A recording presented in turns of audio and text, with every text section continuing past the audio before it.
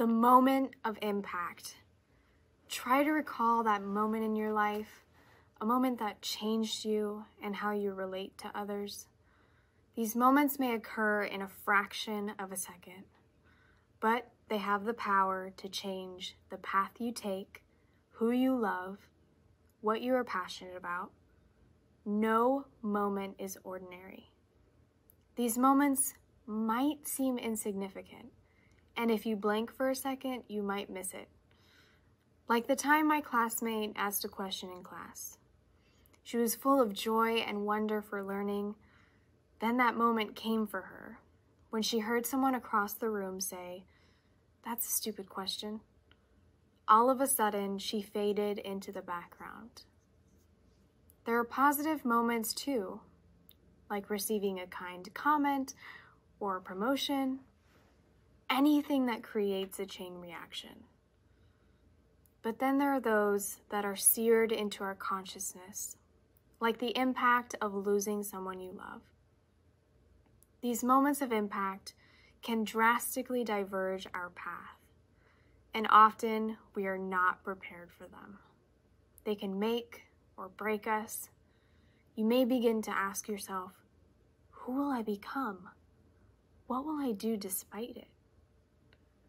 My moment of impact brought me to my knees, and even today I struggle. 11 years ago, on Wednesday, January 27th, I woke up to the sound of my mother's voice outside my window. She was on the phone. It was a school day. By now, she would have already pulled the covers off of me, trying to get me out of bed. Who was she talking to? I focused on her words, but they didn't make sense to my 9-year-old brain. Through her sobs, I hear her say, "Not his eyes. Not his eyes. I'm not donating his eyes." I knew in my heart she was talking about my brother, Quinn, who had been in the hospital with severe abdominal pain nobody could diagnose. The last time I saw him was days ago, when I took him his favorite drink when he was feeling particularly sick. The confusion didn't last long. When I looked up, my eldest brother, Chris, was standing in the doorway. His eyes were red. He laid down next to me and spoke words that pierced through me. "You know how Quinn was sick? He didn't make it." That was the moment.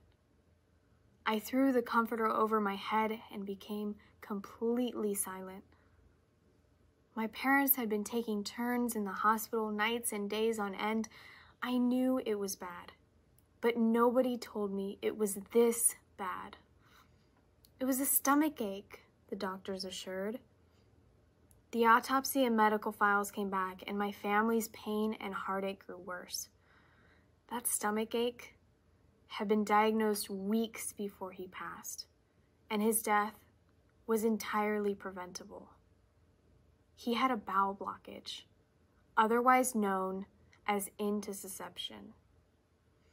Nothing prepared me for this loss and the grief that followed. I pulled the blanket over me because this thought was too big for me to handle.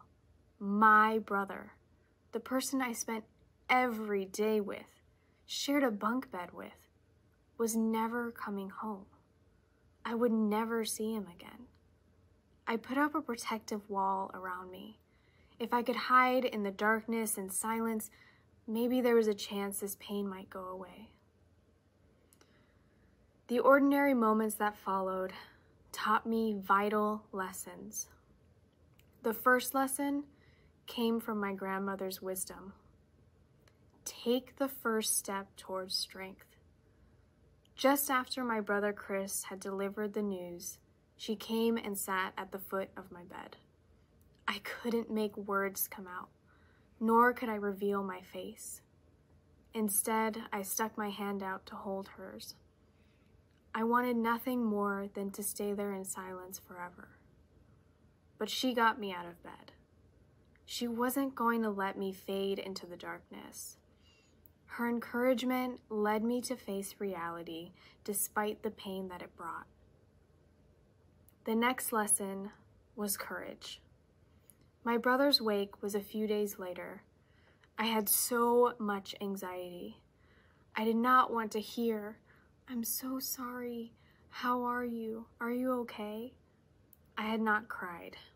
I was terrified of breaking down. But when I walked into the sea of people, I saw my dad. In that instant, I dropped the shield. I ran to him, and I collapsed in his arms, sobbing. I did not hide. I allowed myself to be vulnerable. Author Brené Brown says, "Vulnerability is having the courage to show up and be seen when we have no control of the outcome." Vulnerability is not weakness. It's our greatest measure of courage. As the months passed, I continued to grieve and learn. At one point, I began to bargain with God, conjuring a plan where Quinn would be with us for 6 months, then heaven for the next 6 months. We would take turns. It made perfect sense. I had no doubt that God would agree. Everyone wins. I bargained for weeks, praying night and day for Quinn to visit us.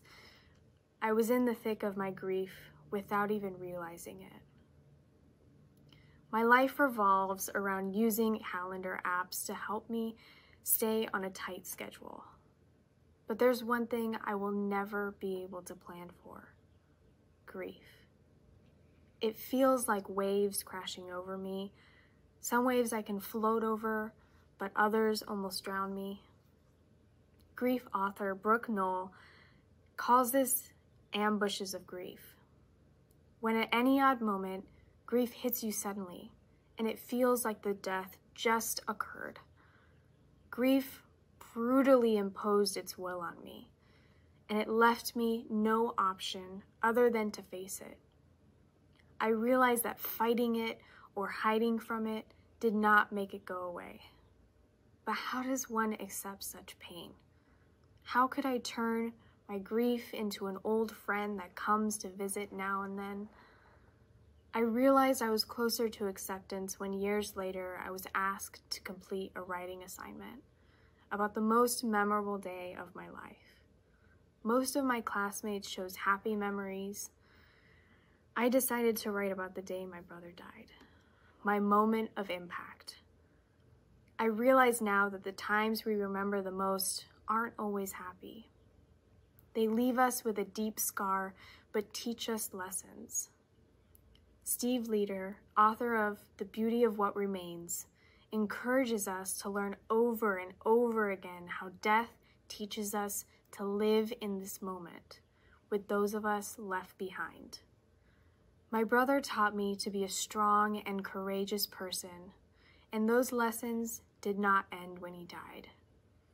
Although grief remains with me, it now pushes me to rise above, telling me to choose hope over and over again. Quinn has become the core of my inner strength. One of Quinn's favorite books was The Way of the Peaceful Warrior. In it, there's a quote, "In this life, there are no ordinary moments." I learned this the hard way, but I accept it now because I know these moments and scars inspire knowledge, wisdom, and courage. I can now build a new relationship with Quinn, one of admiration and respect for everything he taught me while he could. During our grieving, my family taught me that tragedy can inspire positive action. In 2010, they created the Quinn Murphy Foundation, a community-based nonprofit that has continued to grow and bring positivity to the South Bay, giving over $155,000 in scholarships. Last year, we reached our 10th year of operation, and my father decided it was time he passed the torch to me. I now am acting executive director of the Quinn Murphy Foundation. There are no ordinary moments. Losing my brother, my moment of impact, made me who I am today. It taught me courage and strength from sadness, life from loss. It will continue to influence me and teach me each and every day for the rest of my life.